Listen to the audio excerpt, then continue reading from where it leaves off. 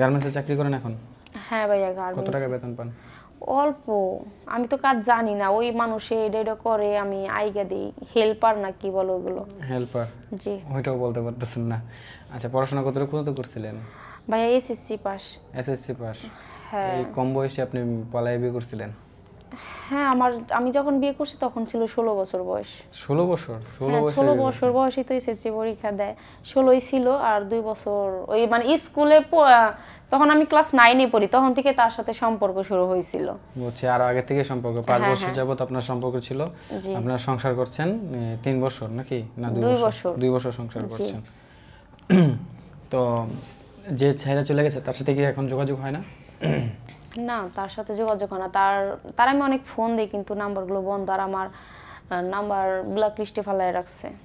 Black লিস্টে ফেলে রাখছে? হ্যাঁ, এখন আমি চাইতেছি না, তার আমারে ভালো লাগে নাই, আমি আর ওইখানে যাব না। সে যেহেতু বিয়ে করছে, বিয়ে করে সংসার করতেছে, আমি চাই তার মতো সে ভালো থাকুক, আমি আমার মতো থাকি।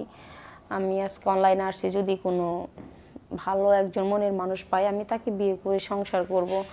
আর একটা কথা, ভিডিওগুলো একটু বেশি বেশি শেয়ার করবেন। ভিডিও আপনাদের একটা শেয়ারে আমার অনেক উপকার হবে। বুঝতে পারছি। তো আপু, হ্যাঁ। তা আমরা প্রতিবেদনে একেবারে শেষ পর্যায়ে দর্শকদের উদ্দেশ্যে কিছু বলার আছে? হ্যাঁ, অবশ্যই বলার আছে।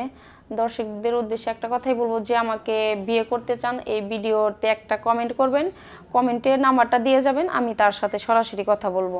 আপনার সাথে যোগাযোগ করবে কিভাবে? আপনাদের এই ভিডিওর কমেন্টে প্রথম যে কমেন্ট করবে নাকি তাকে দিয়ে দিবেন? হ্যাঁ। আচ্ছা, ঠিক আছে। আপনার সাথে কি ফোন কি সবসময় চালু থাকে? হ্যাঁ, ফোন সবসময় চালু থাকে, কিন্তু আমি আরেকটা কথা ভাইয়া, হ্যাঁ, আমি তো সারাদিন কাজ করি। আমার সাথে কথা বলতে হলে মানে বিকেল আর কি, রাত সন্ধ্যার পরে কথা বলতে পারবে। সন্ধ্যার পর তো যদি সারা রাত কথা বলতে চায়?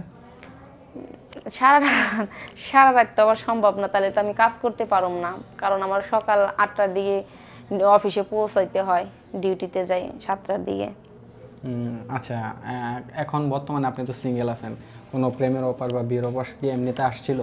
হ্যাঁ, অফার অনেক আসে, কিন্তু আমার ভালো লাগে না, আমার ভিতরটা মানে একদম তিতো হয়ে গেছে। হ্যাঁ, আমি চাচ্ছি না যে ওই প্রেম প্রীতির নাম হলে আমার ঘৃণা লাগে, আমি আর ওইভাবে বিয়ে করুম না। এখন আমার সরাসরি দেখবো, আমার সব তো বললামই যে আমার বিয়ে হয়েছিল, সংসারও করছি তার সাথে, এগুলো জানার সত্ত্বেও যদি কারো ভালো লাগে, আমি তাকেই বিয়ে করব। তো কোনো সন্তান ছিলেন? না না। সন্তান নেন নাই? না না। তাহলে কিভাবে ছিলেন? মানে সন্তান ছাড়া কিভাবে ছিলেন? সন্তান নেন নাই কেন? সন্তান নেই, কারণ হ্যাঁ বেকার ছিল, বুঝছেন, হ্যাঁ বেকার ছিল, বলছিল যে বিয়ে করি, বিয়ের পর ঢাকায় চলে গেছে। এখন আমি নতুন কাজ না জানা থাকলে কেউ কিন্তু কাজ দেয় না, ঢাকার শহরে তো কেউ চিনি না, কোন জায়গায় যাব, কে চাকরি দিব। তো ওই রকমই মানে আমরা অনেক কষ্ট করছি, নতুন নতুন, আসলে আমি না, সবাই প্রেম করে বিয়ে করলে নতুন নতুন কোনো জায়গায় যায় থাকলে কিন্তু অনেক কষ্ট করে, ভাতের কষ্টও করে, আমিও অনেক ভাতের কষ্ট করছি। পরে এক সময় আমার জামাই হচ্ছে যে এই যে মিস্ত্রির কাজ করতো, এই যে এই ঘরের কাজ করতো, 500 টাকা করে রোজ পাইতো, ওই টাকা কি আর হয় বলেন। পর আমি বলছি যে যখন আমাদের কিছু টাকা হবে তখন আমরা বাচ্চা নিব, কিন্তু তার আগেই আমার স্বামী আমারে ছাইড়া চলে গেছে। হয়তো দেখা গেছে একটা বাচ্চা নিলে সে বাচ্চাটা মায়া ছাড়া আপনাকে যাইতে পারতো না। ভাইয়া, যে ভালো, তার কিছু মানে কিছু ভঙ্গি দেখলেই বোঝা যায় আসলে আমার স্বামীর ভালো ছিল না, তার মানে তার নজর সবসময় অন্য মেয়েদের প্রতি ছিল, আমি যে তার ঘরের বউ, ভালো লাগে নাই আমারে। এখন উনি ছেড়ে চলে গেছেন না আপনি ছেড়ে দিয়েছেন, কোনটা? না, হ্যাঁ তো ছাইড়া চলে গেছে, হ্যাঁ বিয়ে করছে। আর একটা বিয়ে করছে? হ্যাঁ, বিয়ে করে সংসার করতেছে। সংসারও করতেছে? জি। আপনি দেখছিলেন কখনো সরাসরি? না, ডিভোর্স দেওয়ার পর আমি তারে দেখি না, আমি তার মুখও দেখতে চাই না, কারণ এটা পাপ। এত ঘৃণা আমার প্রতি নাকি? আসলে হওয়ারই কথা দর্শক, স্বাভাবিক। আপুটিও খুব অসহায়িত হয়ে পড়েছে।